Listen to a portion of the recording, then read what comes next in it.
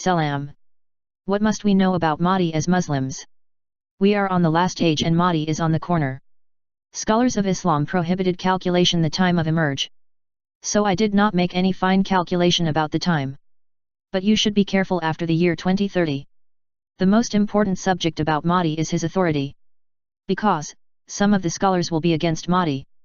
And they would use old scholars as the proof of their claims. But if you understand authority of Mahdi, you could escape from this tribulation. It is said that Imam Rabbani compared priority of companions of the Prophet with Mahdi. Also Ibni Arabi compared Mahdi with Ali ibn Abu Talib. I do not know their evidence. My conclusion is like that. Mahdi is lower than companion of the Prophet, higher than Tabiun. Mahdi is Mujaddid, renewer. Absolute Mujtahid, authoritative interpreter of the religious law of Islam. And 13th Imam, leader. Renewers come every century and no one knows them exactly. There is not any absolute Mujtahid after 3rd century of Islam. And also we do not have fixed opinions about 12 Imam.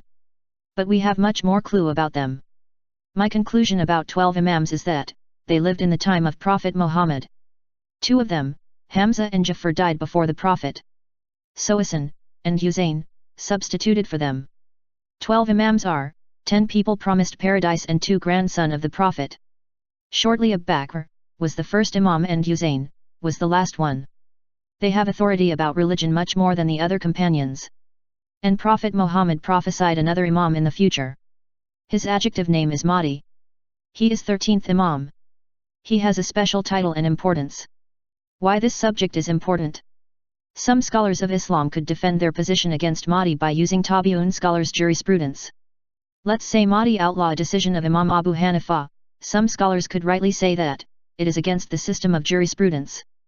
So it is important to know the authority of Mahdi much more than the mark in his face. How do we know? Mahdi is greater authority than Tabiun but lesser than companions of Prophet Muhammad. Prophet Muhammad wanted to see companions of the cave, people of Al-Kahf, but God did not give him permission. But God gave permission to his companions. So people of the cave saw, Abu Bakr, Umar, Uthman, Ali. So, people of the cave, people of Al-Kahf are member of Tabiun. Since Mahdi will be the leader of people of Al-Kahf, he should have greater authority than Tabiun. From other perspective, since God did not let people of Al-Kahf be companion of the Prophet Muhammad, so companions of the Prophet Muhammad would be greater than Mahdi.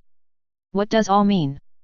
Mahdi could not abolish rules set up by companions of the Prophet Muhammad, but could advise or set up a rule as Sharia law from different companions of the Prophet.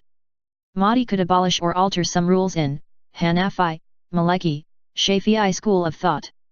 Mahdi could abolish Hanbali school of thought completely.